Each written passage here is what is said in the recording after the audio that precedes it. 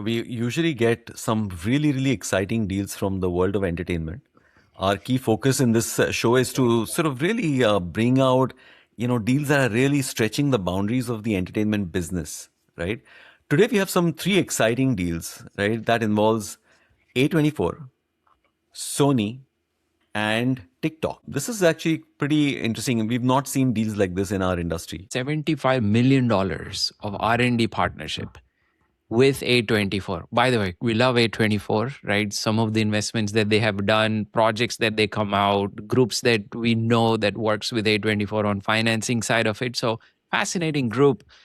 What is Google doing with A24, Atul? So look, A24 is exactly what you said, right? Very desirable partner. Their track record in financing, curating, and producing new content is just very, very successful. The kind of multiples that they are able to return on the dollar, right? 9x, 10x, 14x, 15x, maybe more. In some recent projects, we've actually seen some staggering returns on their content investments. They're very desirable, from a financier perspective, but now looks like they are very desirable from deep tech and AI perspective as well. So Google DeepMind has actually partnered with them. This is an R&D, research and development deal. What Google DeepMind wants to do is to actually place some of their engineers at A24 and really understand the entire workflow and the staging of a very early stage development activity that happens uh, in the run up to the content curation and development. Fascinating. So do they get access to A24's catalog? So no. So one of the key things is that they are almost sort of blocked from accessing any of A24's content. So the deal is this, right? A24 typically will come in to actually turn a lot of those concepts into a storyboard pre-visualization. So that's really where the deal is really focused on. And then so very, very upstream, just very initial phase, right? When the whole development process is still sort of ongoing. But they are not getting, Google DeepMind is not getting exposed to any of A24's content, libraries, or footage. So IP is protected, their catalogs are protected. What we've been hearing, right? Google was in a way struggling with this character consistency, right? Just going beyond, 8 seconds. Is that what they're trying to sort of refine better? I think a little bit of both. Look, all the video engines on the AI side, video development and video generation engines typically struggle with, character consistency. To maintain that same character throughout, long sort of stretches of video generation.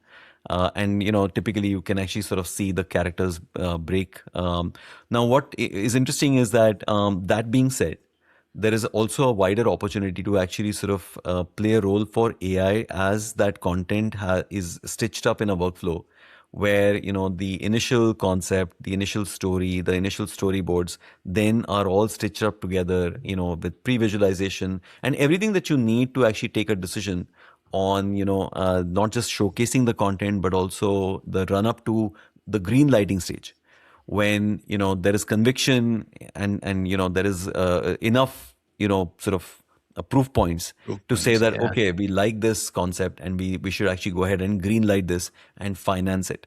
So there is a workflow angle to this entire partnership.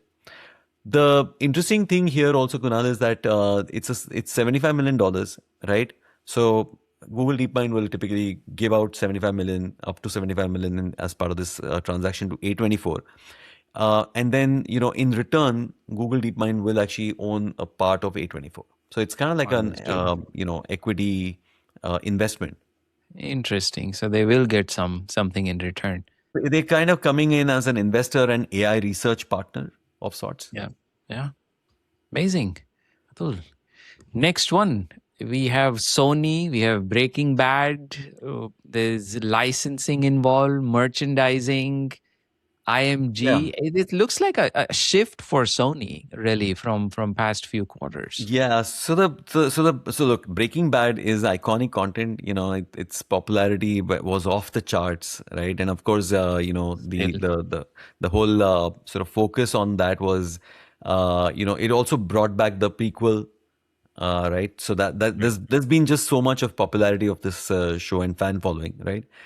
How do you translate a very iconic IP like that into merchandising and other licensing opportunities, right? And whether it's so this particular deal and transaction brings in IMG as a third party partner.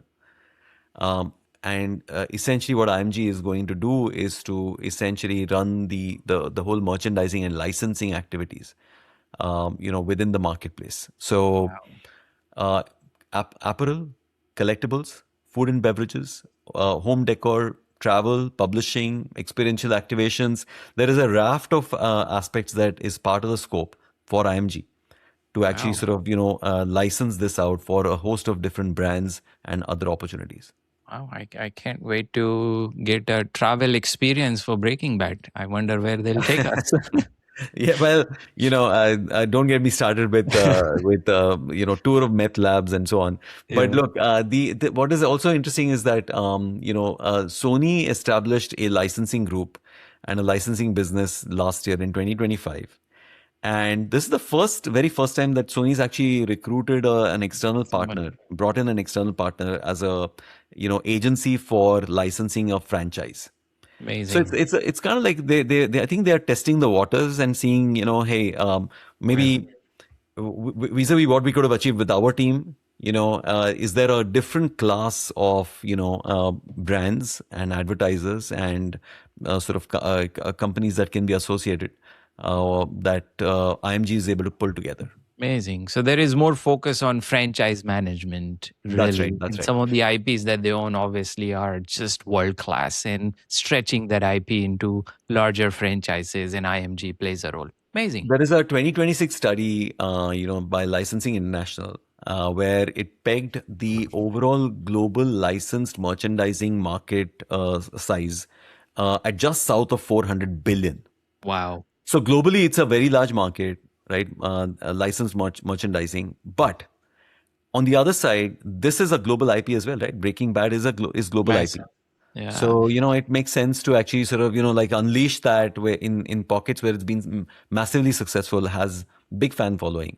And if IMG is able to tap into some of those brands and really create, I mean, I'm curious to see what comes out of, Breaking Bad merchandising. Merchandise. Yes. Yes. That's a head scratcher. But Yeah. it's an exciting deal on multiple counts. It's global. B, it's Sony's first time getting an external agency. Yeah, fantastic. Just a few days ago, Atul, we were talking about this amazing group out in East with Hello Kitty involved, and massive, massive group, right? The Japanese group, well, but by the way, I mean, they are actually posting $500 million of profit. In fact, Of this. their stock price on the Japan Stock Exchange has, Wow. All merchandising. yeah, Amazing. that was Hello Kitty's, Hello company, and Kitty they own a bunch of IP in Japan. That's right. So fantastic. merchandising, licensing, IP licensing, is Massive. again something that is just such an exciting category. Very few people in our industry in the entertainment sector really get it. Yeah. The this scarcity of specialists in our industry for sure. All right. Absolutely. And now, Atul, off to TikTok again. I feels like we just talked about TikTok a few days ago. They are partnering with Food Network this time. This is so the again, it's an interesting sort of set of circumstances, right? TikTok has been just doing a series of deals and transactions, right? They've been licensing some content, they've been sort of funding some new content creation, they've been doing a host of brand partnerships to actually create more content. So that's branded content. So clearly, TikTok seems to be dabbling aggressively. There's been this whole rumor in the market about them wanting to sort of really upstage YouTube, or at least have a piece of the action that YouTube already is getting. So this is yet another exciting deal. It's with the Food Network, and there was a very successful live food entertainment show that they had done Hmm. in February of this year.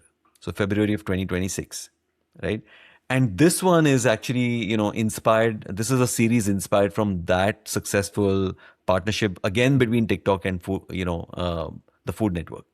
Understood. And what is the show called? It's TikTok Live Food Network presents this tomato season. So basically, they're gonna make all the recipes out of tomato, That's right. and you got a chef, famous chef from Food Network, so Antonia Lofaso, and then you have a TikTok creator, right, Jose El Cook, and they'll cook tomato recipes together. So the background is that Antonia Lofasa is actually a very well known name, on the Food Network. She hosts a series of shows, very popular, very very loved host, of these food Yeah. shows. And Jose Al Cook has this special talent to really very energetically, and with a great deal of involvement, sort of, energize a food show and talk about recipes and, talk about really audience involvement. So this one is actually a highly interactive show. They have Oh, live polling, they can take live questions. There is a high degree of interactivity with the folks who are viewing it. Of course, it'll make great content even of as a course. recording later. Yeah. It'll have a great shelf life. But Jose El Cook actually has his own fan following, extremely popular on TikTok, On and TikTok. his Okay. key sort of specialization is he makes recipes and food come alive and explode, right, with live Uh, audiences. So again, look, this is such a new age storytelling, right? yeah. It's unscripted, it's Of course. interactive, it's audience Yeah. involvement, right? It's Amazing. everything that we've been promised years ago, that when digital comes in and, It will you work. have this, two-way interactivity, that will really sort of, I Yeah. think this category is really coming of age. Yeah.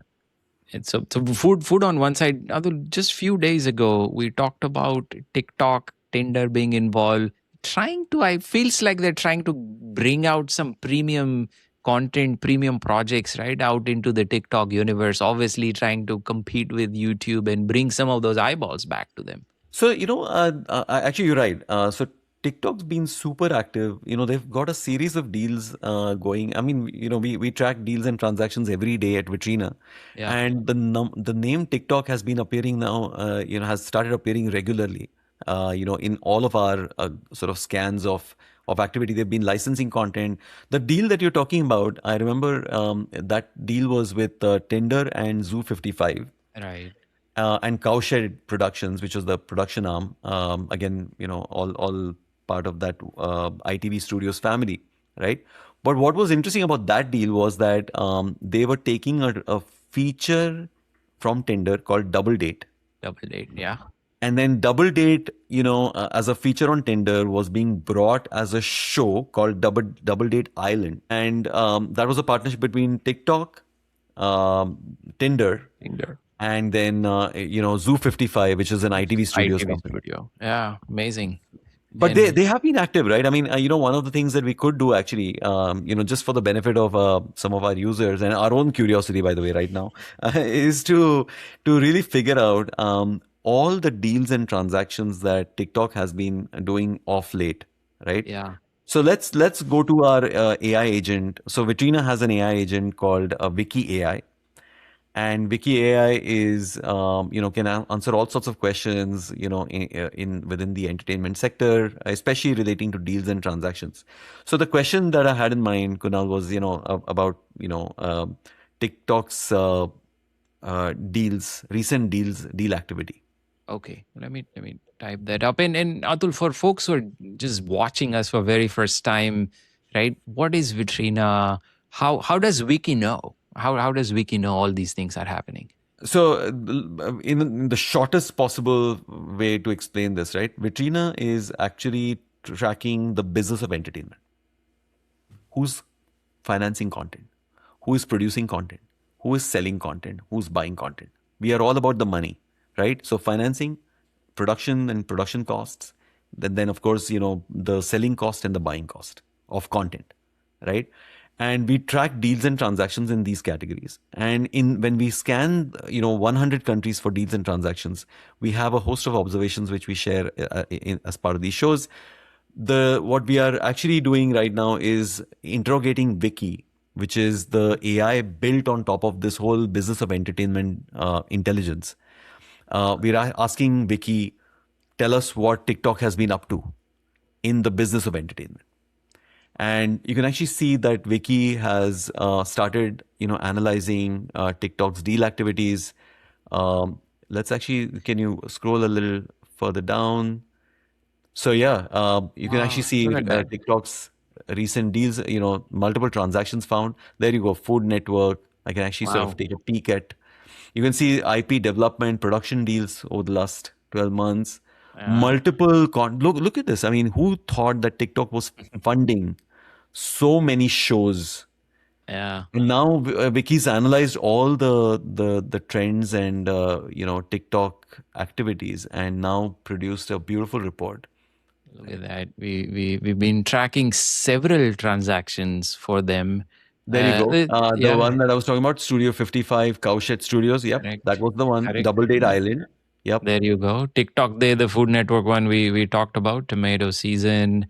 Wow. Although it looks like they've been acquiring as well. It looks like there's some sort of premium licensing activity going on. That's right. So Double Tap Films, they've acquired a package. Package is multiple titles that they've licensed. Right. Then they've also done this untitled vertical micro series. Look at the April 2026 in the table up with 24K onions. Onions. They Interesting. seem to be commissioning and financing new content creation as well.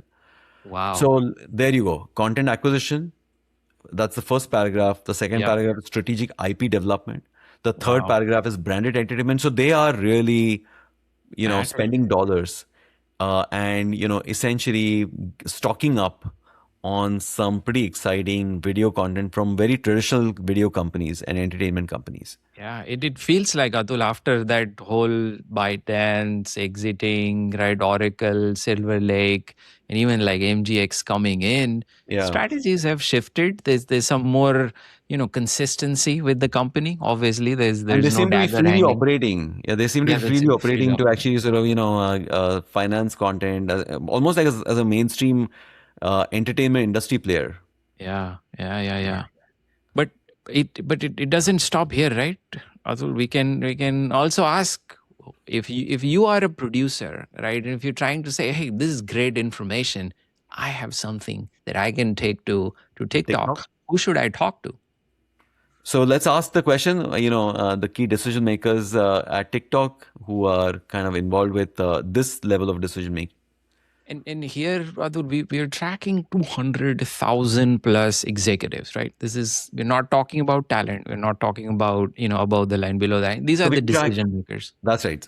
That's right. We track more than 3 million talent, cast, crew. But, within that, there is a band of decision makers who control the money, right?